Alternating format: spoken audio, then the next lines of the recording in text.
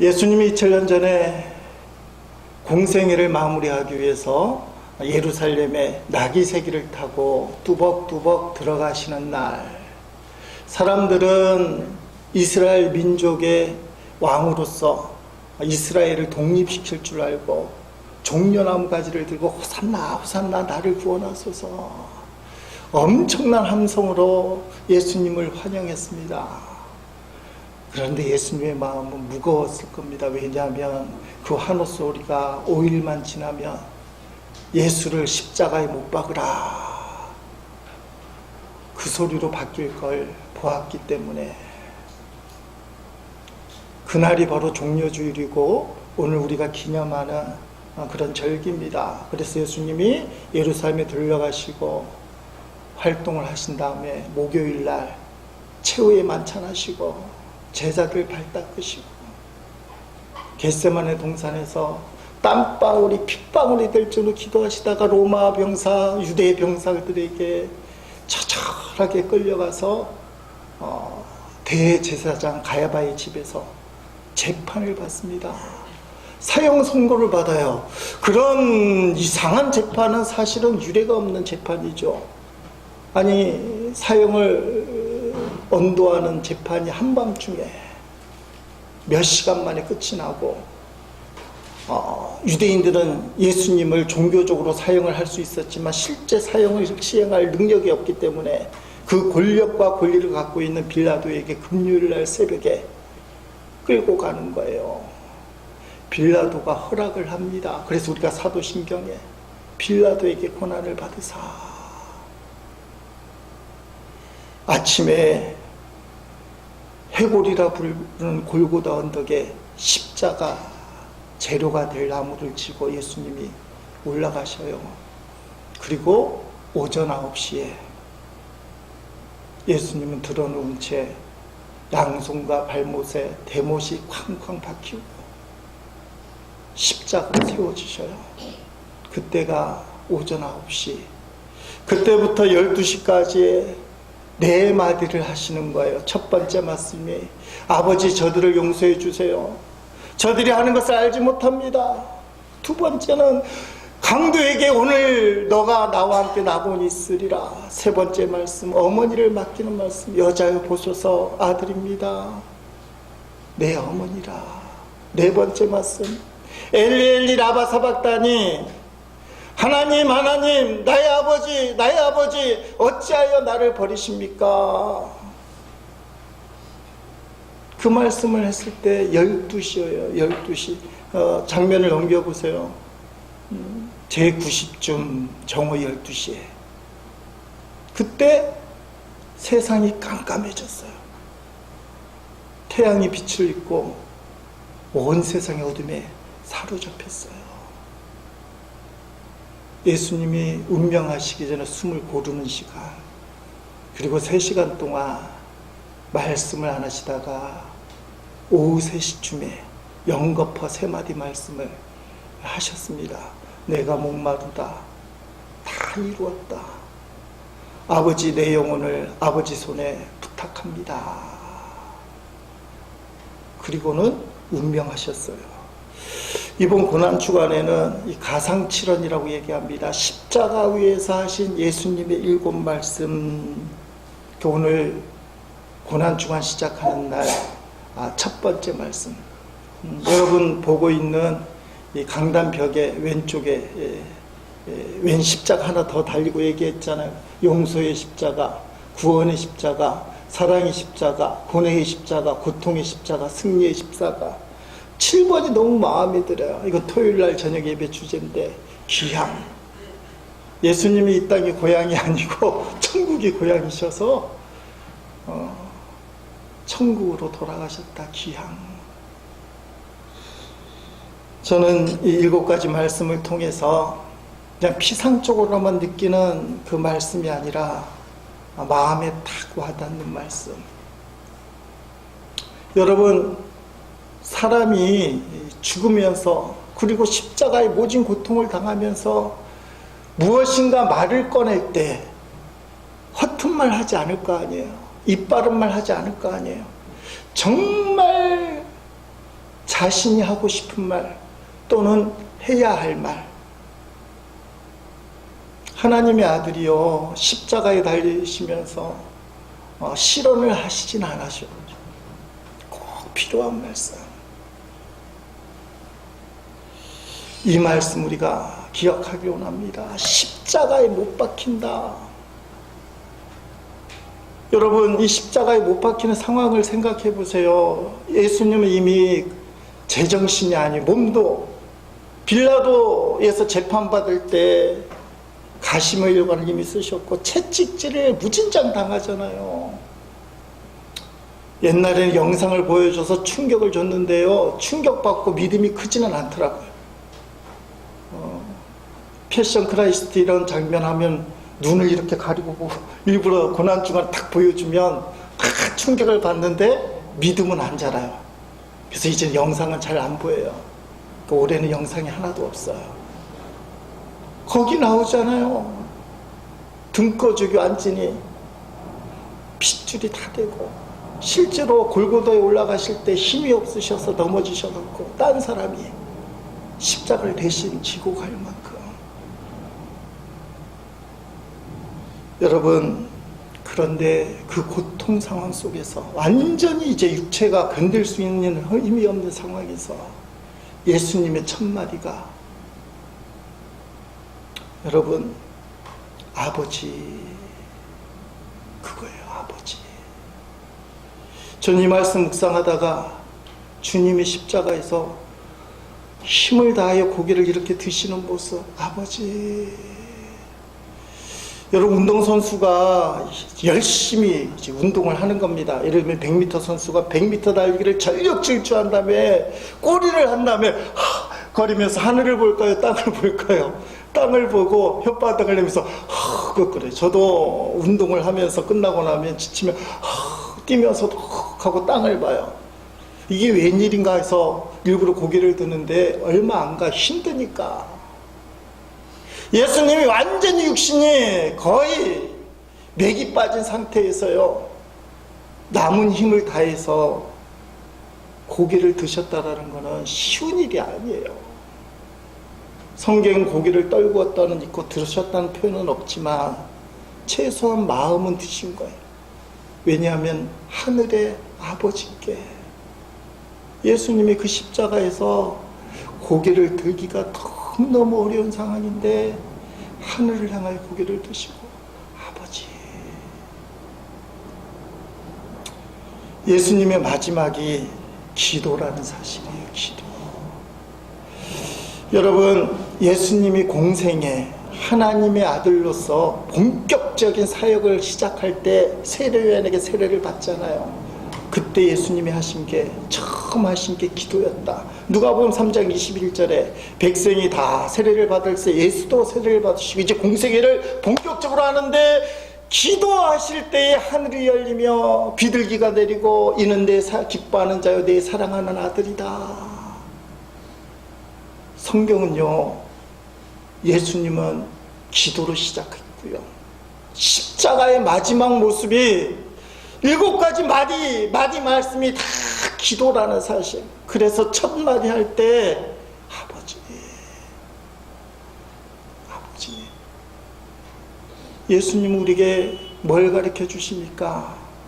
시작도 기도, 끝도 기도예요.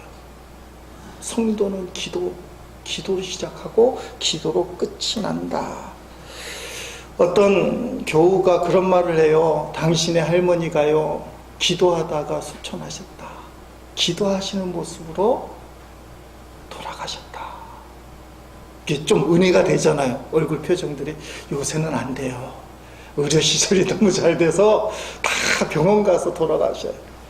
그러니까 좀 몸이 안 좋으면 옛날에 안 좋아도 참고 교회에서 기도하다가 돌아가셔. 목사님들도 옛날에는 새벽 기도하시다 돌아가시다. 근데 그 다음부터 테니스 치다 돌아가시다, 자동차 운전하다 돌아가시다. 가장 많은 건 지지난주에도 우리 연예 목사님 암 걸려서 돌아가셨어요. 병원에서 돌아가셨다. 지금부터 기도해야 돼요. 어떻게 우리가 하늘나라 갈지 모르지만 마지막 모습은 기도할 수 있는 모습으로 어떤 목사님이 그래요. 자기는 마지막을 예수님처럼 잘 마무리할 거라고. 본을 보이면서, 기도하면서.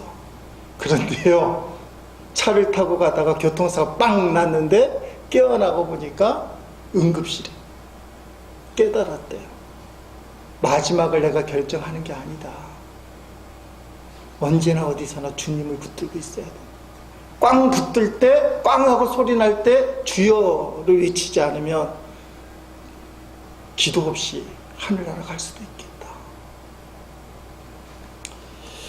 여러분, 예수님이요, 육신을 입고 오셨기 때문에 십자가에서 하실 수 있는 일이 도대체 뭐냐? 원수들은 네가 십자가에서 뛰어내려서 하나님의 아들인 걸 보여주면 믿어줄게, 조롱해요. 그러면 저와 여러분을 구원하는 인류의 구속 사벽이 깨져버리는 거예요. 예수님이 야, 너 능력자라고 개인은 인정받을지 모르지만 인류를 향한 하나님의 언약, 구원의 역사, 구원의 약속은 깨져버리는 거예요. 그래서 육신을 입은 채로 십자가에서 그냥 매달릴 수밖에 없었는데 예수님이 거기서 모든 걸 포기하지 않으셨어요. 아무것도 안 하신 게 아니지. 뭘 하신 겁니까? 기도하신 겁니다. 두 손이 십자가에 박혀 있기 때문에 더 이상 병든 자들을 향해서 안수기도를 못 하셔요. 두 발이 십자가에 못 박혔기 때문에 자비와 선행을 베푸시기 위해서 다니시지 못해요. 몸이 저주의 십자가에 묶여있기 때문에 움직일 수가 없어요. 제자들을 가르쳐주고 싶은데 이 제자들이 다 도망갔어요. 가르치지도 못해요. 근데 예수님은요, 최고의 능력 사역을 하셨어요. 기도예요, 기도. 자, 당신에게 주어진 구원의 최대의 사역을 감당하기 위해서. 2주 전에 말씀드렸잖아요. 베드로가 한 번 설교했더니 3,000명, 5,000명이 돌아왔는데 알고 보니까 베드로가 알고 있었다고. 예수님이 십자가에서 기도하셨구나. 이 말씀이 저들이 하는 짓을 모르니 돌아오게 해주세요 했더니 그 십자가의 기도 때문에 베드로는 자신의 능력 때문이 아닌 걸 알고 있었어요. 최대의 사역이 기도예요. 손발이 묶여있고 몸도 묶여있고 그러나 마음은 묶을 수 없어요. 기도의 능력, 기도의 마음은 묶을 수 없어요. 살아가다 보면 막 부딪히잖아요. 사람에게 부딪히고 마음이 무너지고 상황이 너무 힘들고 예수 믿는 사람도 때로는 죽고 싶다. 그 마음이 막 들 때, 꼼짝달싹 못할 때, 그때 우리가 할 수 있는 걸 주님이 보여주셨어요. 십자가에서 아무것도 할 수 없을 그때에 예수님은 고개를 들고 아버지, 상황이 힘들고 마음이 무너질 때 기도가 안 돼. 이거 마귀가 주는 거예요. 기도가 안 돼. 상황이 힘들고 몸이 꼼짝달싹 못하고 마음이 무너질 때 그때 할 수 있는 유일한 일은 기도다. 기도할 수 있다. 주님이 그걸 우리에게 보여주시는 거예요. 심하게 얘기하면 그래서 기도가 전부다. 더 정확하게 표현하면 기도하지 않는 건 다 쓸모없는 일이 될 수 있다. 기도로 시작하지 아니한 거. 또 어쩌다 보니 기도를 놓쳤지만 기도로 지탱되지 못하는 거, 기도로 밀어주지 못하는 모든 일들은 모래성과 같아요.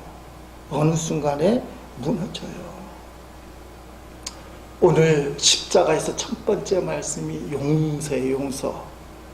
그냥 피상적으로 주님이 용서하셨습니다, 이렇게만 얘기하면요 다들 아멘하고 그래 원수도 사랑해야지 하는데 좀 심각하게 고민을 해보려고 해요. 심각하게. 용서에 대한 책을 찾아보면요, 제가 작년에 용서와 관련된 책도 읽고 레포트도 쓰고 그 얘기도 하고 영화도 보고 그랬어요. 학문적으로 이게 복잡해요. 세상에서 말하는 용서의 진리, 오늘 영화 두 얘기를 할 텐데요. 세상의 감독들이 고민하는 용서의 문제점. 용서가 지금 정말 쉬운가? 내가 쉽게 하는 이 섣부른 용서. 내 마음이 제대로 치유받지 않았는데도 종교적인 강요 때문에 교회에 나왔기 때문에 목사님이 강단에서 예수님처럼 원수를 용서해야 됩니다 했기 때문에 용서는 해줬는데 치유받지 못한 이 용서가 진짜 용서가 될까? 용서했다는 자신의 영혼만 파괴하고 있지는 않은가? 사실은 쉬운 게 아니에요. 용서가. 실제로 예수님을 십자가에 못 박고 죽이려고 달려들고 죽기만을 기다리고 있는 그 원수들 앞에서 아버지, 저들을 용서해 주세요. 저는 안 돼요. 할 수가 없어요. 좀 몰라요. 기도 좀 하고 원수들이 다 떠난 다음에 그 인간들이 안 보이고 난 다음에 마음을 추스리고 예수님처럼 그래 용서해야지 용서해야지. 그거는 가능성이 있어요. 근데요, 방금 전에 당신을 못 받고 옷을 나눠 갖고 조롱하고 비난하는 원수들을 눈앞에 탁 두고 저들을 용서해 주세요. 안 돼요. 이게 되면 정말 믿음이 깊은 분이에요.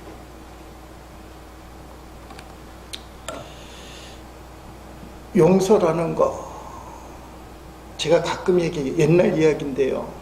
우리나라 최고의 영향력 가진 목사님이 기독교 프로그램 텔레비전에 나와서 사형제도에 대한 토론을 하는데 뜻밖의 얘기를 하시는 거예요. 사형제도는 폐지하면 안 됩니다. 기독교 우리의 마인드로 얘기하면 사형제도는 폐지해야 됩니다 해야 되는데 이 목사님이 남이 이야기하는 사람 그렇게 얘기하시죠. 당신의 부인이 당신의 가족이 무참하게 그 살인마에게 당했다고 생각해 보세요. 사형제 폐지가 옳기나 하나. 좀 충격을 먹었어요. 남에게는 사형제 폐지라고 하지 당신 일인데 그게 되겠냐. 1996년도에 인육을 먹고 부자놈들 다 죽여버리겠다고 하면서 세상을 혼란스럽게 여겼던 마카파, 거기 최고 우두머리는 사형 집행이 안 돼서 아직도 기독교로 기이해서 간증한다고 그래요. 아직도 살아있다고 그러는데 사람들이 그건 인간이 아니야, 말종이야. 어떤 서울의 대형교회 집사님이 책도 쓰신 분이에요. 마카파를 전도하겠다는 마음이 있어서 제가 엄청나게 존경하는 목사님에게, 담임 목사님에게 얘기를 했더니 화부터 내시더래요. 쓸데없는 짓 하고 있어.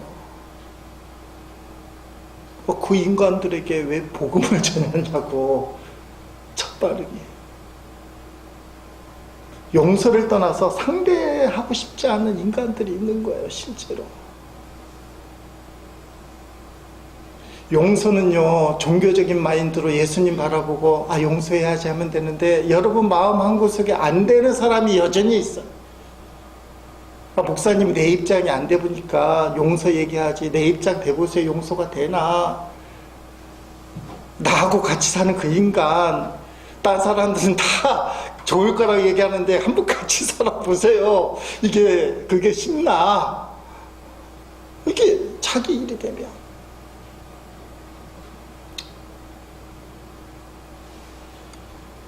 전도연, 송강호 배우가 주연했던 밀양. 아들만 데리고 밀양에 와서 전도연 씨가 신의 분인데 유치원에 보내고 열심히 살잖아요. 근데 유치원 원장이 아들을 유괴하고 돈도 갖다 줬는데 죽여버리잖아요. 전도연 씨가 교회에 와서 기독교 기일을 하고 믿음이 뜨거워지고 마음에 내 아들을 죽인 원수지만 가서 용서해줘야 되겠다. 교도소에 잡혀있는 그 원수, 아들 죽인 살해자를 용서해 주려고 찾아가잖아요. 딱 가서 용서해 주겠다. 난 당신 용서하겠습니다.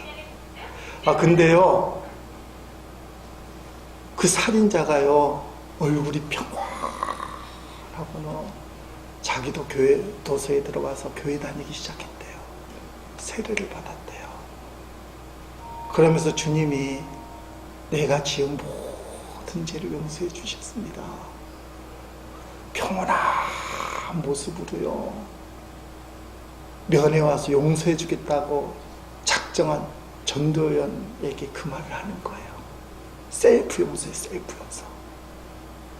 영화 속에서 전도연이가 갑자기 혼란스럽잖아요. 배신감에 사로잡히잖아요. 면회 마치고 나오는데 실신하잖아요. 부르짖이 뭡니까? 하나님, 피해자인 내가 용서를 안 해줬는데 어떻게 하나님이 용서를 해줘요? 어떻게 저 인간이 스스로 용서받았다고 얘기할 수 있나요? 전도연이 팽 돌아갔고요, 예배를 방해하고요, 장로님을 유혹하고요, 막 뻗대 나가잖아요. 이유는 간단해요. 저 인간도 하나님이 용서해줬다면 내가 무슨 짓을 저질러도 우리 하나님 용서해줄 거 아니에요. 그 감독이 내놓는 메시지가 뭐예요? 피해자가 용서를 안 했는데 어떻게 하나님이라고 용서할 수 있느냐? 안 된다는 거예요, 세상 사람들은. 이게 세상의 원리예요. 가해자가 피해자에게 용서를 구하지 않았는데 어떻게 용서를 할 수 있는? 하나님이라고 해서.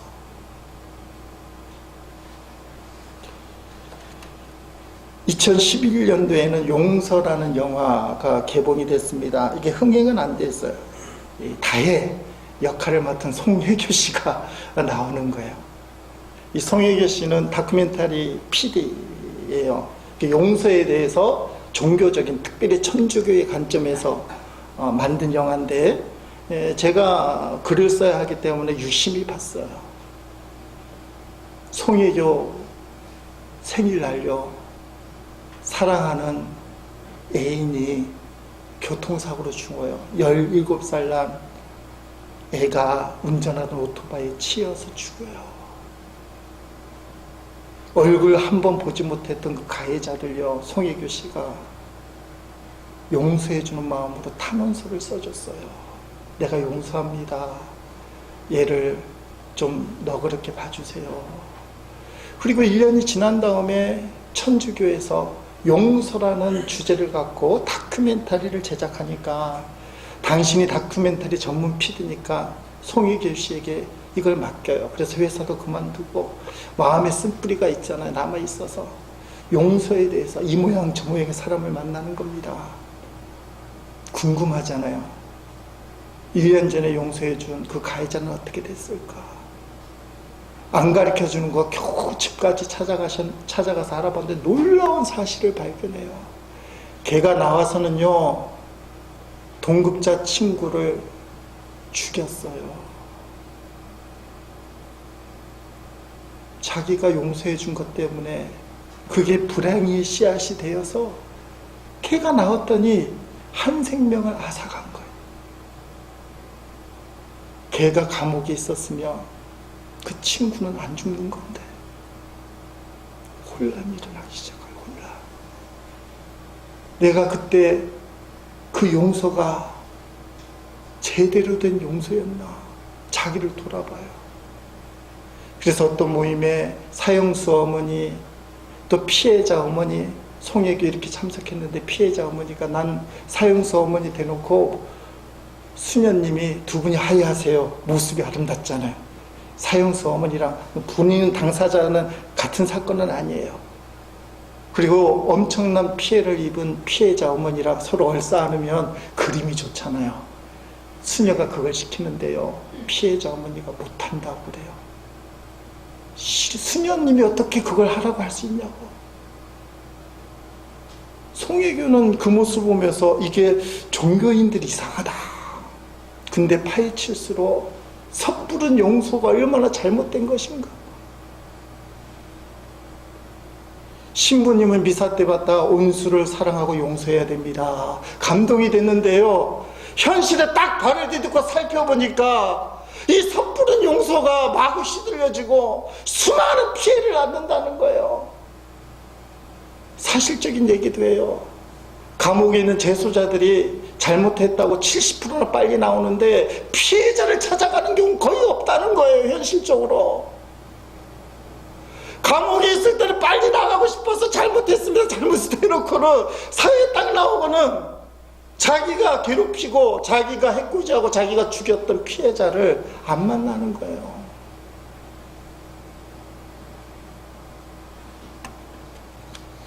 하도 답답해서 송혜교 씨가 신부님 집을 찾아가서 얘기해요. 감독이 이 말 하려고 하는 거예요. 예수님이 십자가에서 돌아가실 때 온수를 용서해달라고 하나님께 청하셨죠. 그 절박한 순간에도 용서를 바란 건 피해자인 예수님이 용서를 원치 않으면 하느님도 용서할 수 없기 때문이 아닌가요? 죄인들도 자기 죄를 깨달아야 하지 않나요? 그런데 자기 죄를 알지 못하는 살인자를 왜 제가 용서해야 할까요? 탄원서로 용서까지 해줬는데 그 섣부른 용서 때문에 어떤 일들이 벌어지는 걸 보니까 왜 자신의 죄도 알지 못하는 가해자들을 왜 우리가 용서를 해줘야 되냐고. 하나님이 알아서 용서를 해주지 않고 예수님이 하나님께 용서해달라고 기도하는 거는 피해자인 예수님이 용서를 구할 때만 하나님이 용서해 주는 거 아니냐고. 나는 저 가해자들이 자신의 죄를 깨닫지 못하는 가해자들이 죄를 알지 못하면 용서해 줄 마음이 없는데 왜 우리가 용서를 해줘야 되냐고. 이게 세상 원리예요. 천주교 신앙을 갖고 있는 영화 감독이 결정적으로 내뿜고 싶은 말씀, 여러분도 마음에 숨겨뒀지만 교회 와서 들을 때마다 솔직히 말해서 이 말을 하고 싶은 거예요.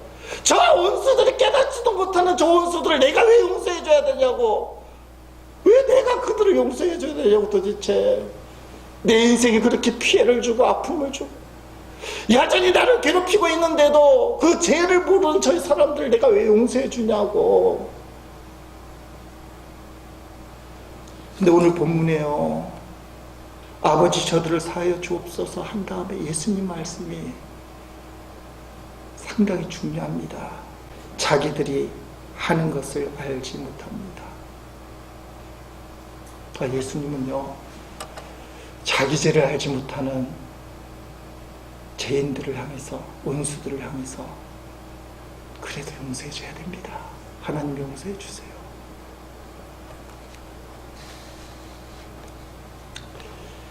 이게 우리가 가야 될 길이고 성경의 용서예요.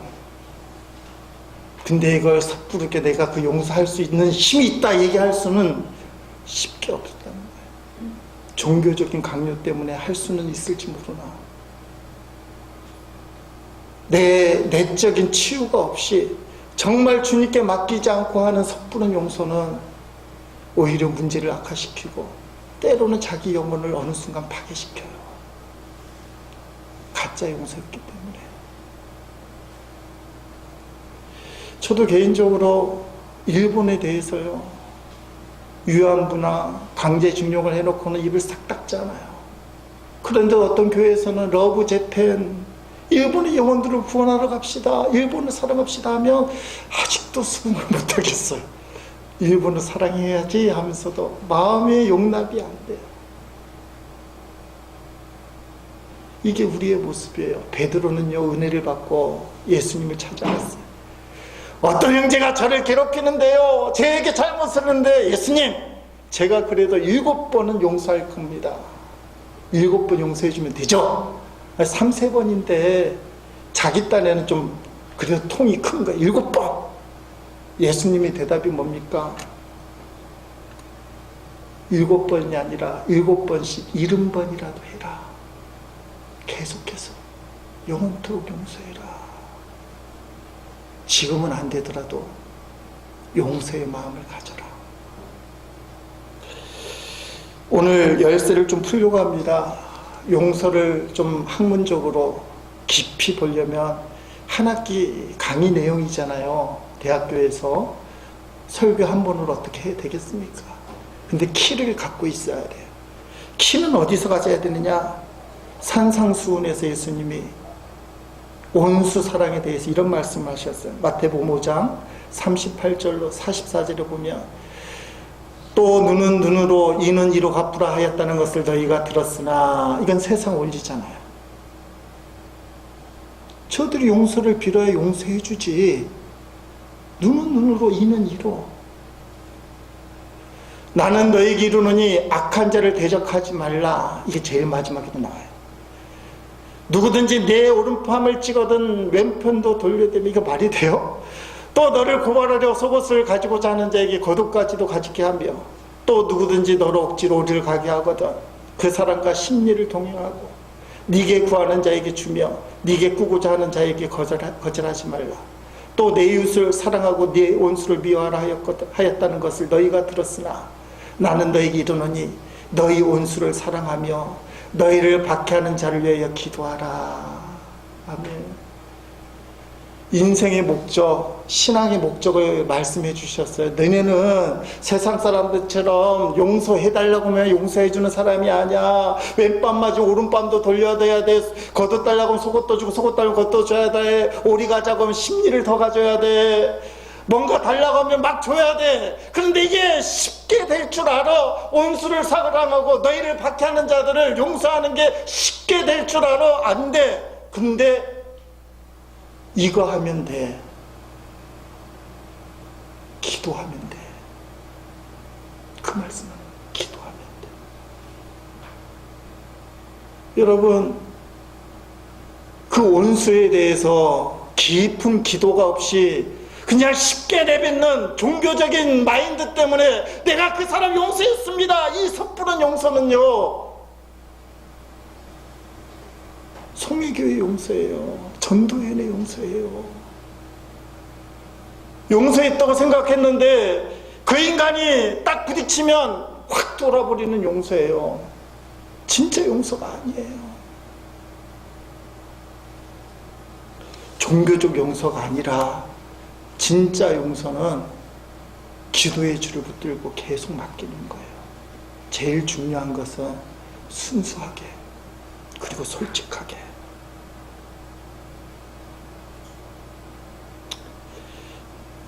조심스러운 이야기지만 우리 둘째가 친구 구하다가 물에 빠져 죽었어요. 그 친구도 죽었어요. 같이 동반으로 갔어요. 일을 다 끝내고요. 그 친구 상대방의 부모 아버지를 만났어요. 어머니는 안 나오시고 집사람하고 만났는데 딴에는 미안합니다라는 말이 나올까봐 그러면 우리가 위로 좀 해주셔야 괜찮습니다. 어떻게 합니까? 이 말을 하려고 왔는데요. 그 아버님이 그 말씀 안 하셔요. 둘이 얼마나 친했는지 어떤 일들이 있었는지 쭉 얘기하여 막 떠들면서 얘기 막 하시는데 한 번도 미안합니다 말을 안 해요. 우리 집사람하고는 웃으면서 왔지만 둘 다 상처를 입은 거예요. 근데 상처 입은 이유는 간단해요. 기도가 약했어요.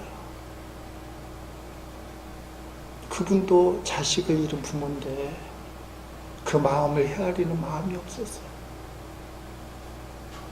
자기 애 때문에 딴애도 죽었는데 그 엄청난 사건 앞에 인간적으로 미안하단 말이 사실은 안 나오는 게 어떻게 보면 정상이라는 거예요. 너무 미안하니까. 그냥 웬만큼 미안하면 미안합니다 이런 말 할 수 있을 텐데요. 진짜 미안하면 둘러대는 거예요. 인간이 둘러대는 거예요. 기도가 약할 때는 그게 안 보이니까 섭섭한 마음이 드는데 두고 기도하니까 위로를 받아요. 어쩌면 저게 진짜 미안한 모습이구나. 어쩌면 저게 진짜 미안한 모습이구나. 여러분, 살다 보면 뭐 큰일을 안 당한 분들은 다행이겠습니다만 평생 잊지 못할 상처를 준 사람들. 신문대 같은 너무 충격적이잖아요. 친아버지가 성폭행을 해서 어렸을 때부터 그걸 나중에 해서 이렇게 얘기하고. 난 가만히 있었는데 그 사람이 그 일을 하는 바람에 내가 인생에 엄청난 불행을 당하게 돼. 그럴 줄 몰랐는데 그 인간이 그렇게 해오는 바람에 내가 지금 요 모양 요 꼴이 되고, 평생의 절천지 마음의 원한을 품게 만드는 사람이 있어요. 어떻게 할 겁니까? 마음 편하기 위해서 그냥 용서해줬다 하고 덮어두면 그게 정말 용서가 될까요? 산불 났는데 불씨 때문에 또 산불이 또 난대요. 진짜 불이 진화가 안 됐기 때문에 그래요. 여러분, 예수님이요 진짜 용서를 얘기해요. 7번 용서하는 것도 우리는 대단한데 어떻게 7번씩 70번을 용서할 수 있느냐? 포기하지 말고 기도해봐, 그 말이에요. 포기하지 말고 기도해봐. 솔직하게. 하나님, 나는 저 인간 때문에 너무 힘들어서 못 살겠어. 근데 이 원한을 품고 살면 내가 죽겠어요. 맨날 저 인간만 묵상하고 내 힘든 것만 보니까 용서해주고 싶어요. 안 돼요. 주님 용서하게 도와주세요. 그렇게 하라는 거예요. 너희를 박해하는 자를 위하여 기도하라. 기도하라. 그러면 때가 되면 종교적인 용서가 아니라 내 마음에서부터 주님이 치료해 주셨기 때문에 그 사람을 용서해 줄 수 있어요. 그러니까 나 때문에 용서가 되는 것이 아니라 주님이 나를 치료해 주셨기 때문에, 내 마음을 싸매 주시고 내 마음을 구원해 주셨기 때문에, 그 주님의 사랑과 마음 때문에 그 원수도 주님의 마음으로 용서해 줄 수 있어요. 그래, 주님이 저 인간도 사랑하시지, 저 원수도 사랑하시지. 어떻게? 그래, 주님 알겠습니다. 용서해 줄게요. 정확하게 얘기하면 용서는 하는 게 아니라는 거예요. 두 영화의 감독은 잘못 짚은 거예요. 내가 용서를 한다고 생각하니까 저 인간이 나에게 용서를 빌어야 용서해 주지, 이게 세상 원리지만 우리는 용서는 하는 게 아니라 되어지는 거다. 되어지는 거다. 신앙생활은 되어지는 거다.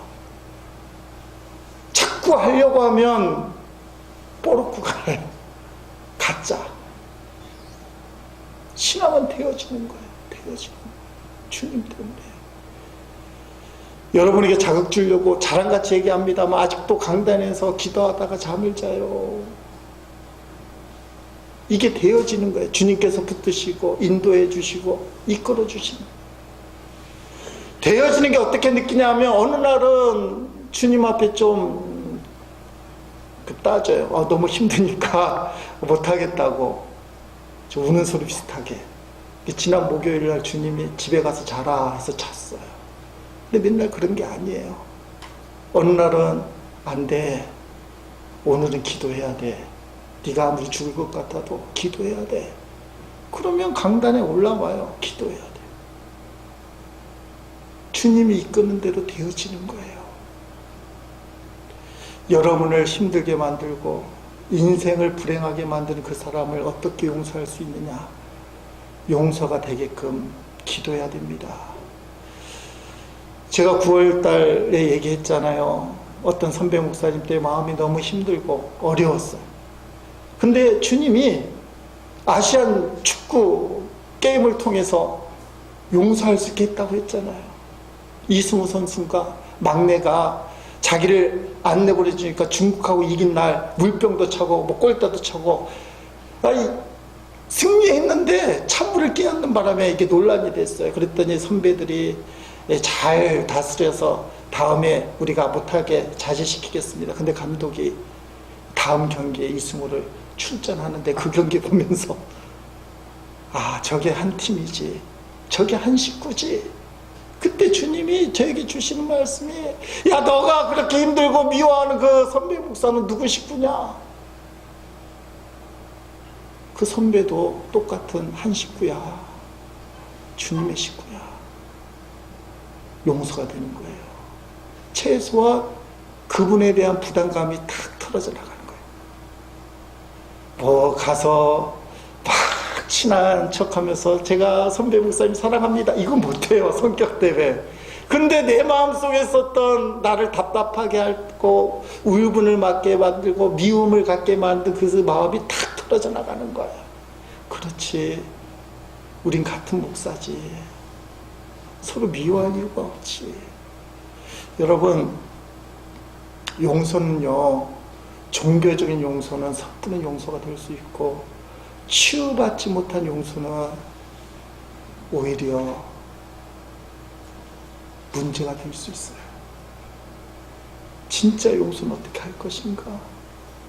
십자가에 달리신 예수님을 묵상하면서, 아버지, 저들을 용서해 주세요. 저들이 하는 것을 알지 못합니다. 원수들을 눈앞에 두고 용서를 구하신 예수님을 기억하면서, 주님, 저도 용서하게 해주세요. 정말 용서해야 내가 미움의 감옥에서 자유로울 수 있어요. 불행의 함정에서 뛰쳐나오고 자유롭게 달릴 수 있어요. 진짜 용서해야 내 마음 깊은 곳에서부터 정말 나를 힘들게 하는 그 사람을 진짜 용서해줘야 내가 행복해질 수 있어요. 주님, 용서할 수 있는 힘을 주세요. 용서할 수 있는 힘을 주세요. 그래서 용서했다고 생각하지만 얼굴만 되면 갑자기 화가 나고, 전화 목소리만 되면 용서해주면 되게 신경질부터 나고 목소리가 차갑게 나오고, 아니 나는 용서했다고 하는데 얼굴 보고 목소리 들으면 그냥 핑 돌고, 용서가 안 된 거잖아요.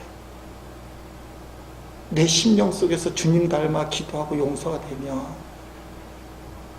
그 인간이 보고 싶고 그 목소리가 듣기 좋은 목소리로 바뀌는 거예요.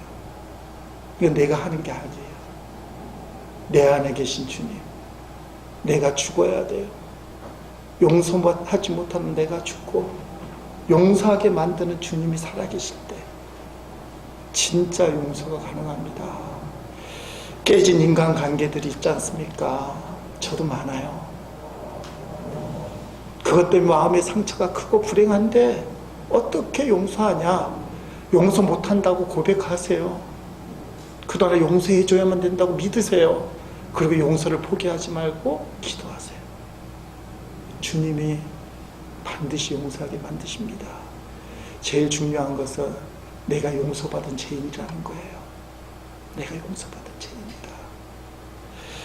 여러분, 십자가에 달리신 예수님의 용서의 사랑이 나에게도 임했어요. 그 사랑을 깨달아야만 원수를 용서할 수 있어요. 찬송가 305장 부르고 말씀 붙들고 기도합니다. 정말 용서하는 삶을 살게 하소서. 용서하는 척하는 종교적인 용서가 아니라 내 마음 깊은 곳에서부터 주님 닮아 용서할 수 있는 힘을 주소서. 찬송가 305장 부르시고 기도하십니다.